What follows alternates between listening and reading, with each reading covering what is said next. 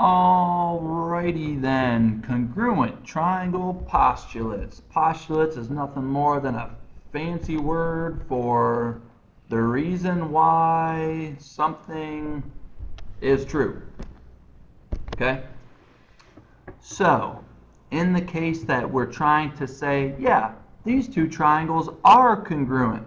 Remember, congruent meaning same size and same shape. One reason, the first reason why we can say that these two triangles or any two triangles are the same is by the SSS postulate. I don't know what that was, it just popped up, and that SSS stands for side, side, side. That's the side, side, side postulate. An example of that would be if you had two different triangles. They don't even have to have like the same orientation, but if they are marked such that there are three congruent sides, then those two triangles are congruent based on the side, side, side postulate. That's if all three pairs of corresponding sides are congruent. Second example is the SAS postulate. This is side, angle, side. Now the key word in this definition is that there's two pairs of corresponding sides and the included angle. Now the word included essentially means that it is between the congruent sides. So for example, you have one triangle that looks like this, and you have another triangle that looks like this.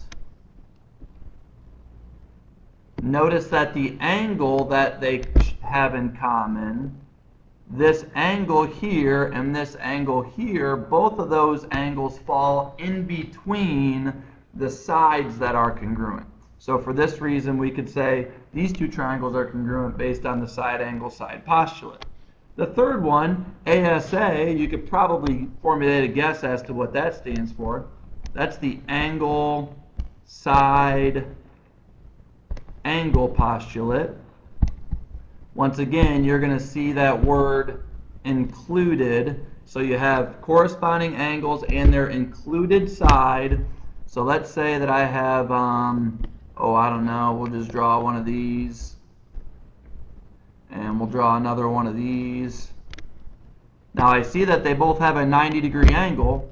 Let's say we're also told that these angles are the same. So now I have angle, angle, okay? I have to use the included side, which is this side here. If one of those is included and the other one is not, then I cannot confidently say that these two are both congruent. Okay, so those are going to be the three different postulates that we can use in order to state congruence between two triangles.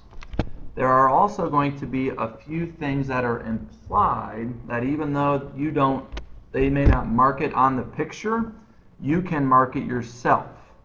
All right? The first one being reflexive sides.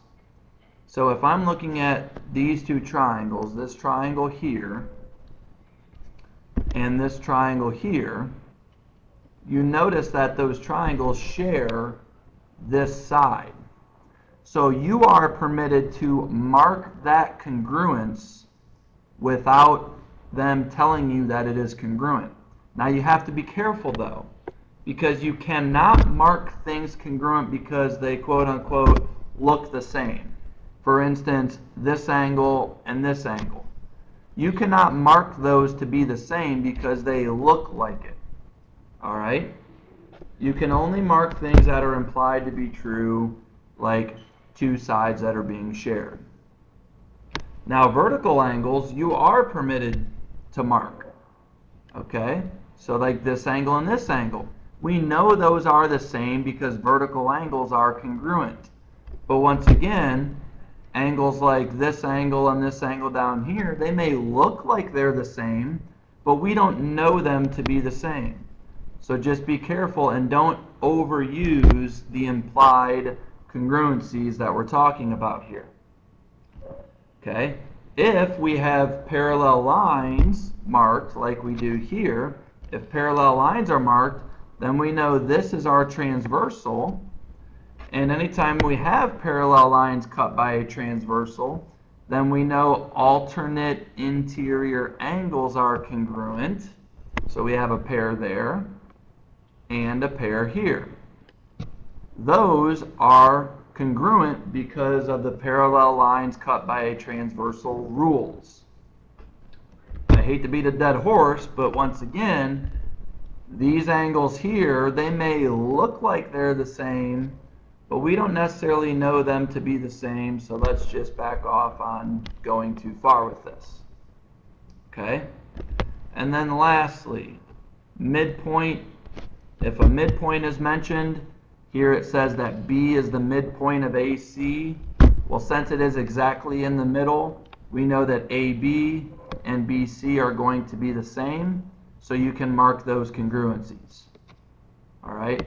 Don't overuse the implied congruencies.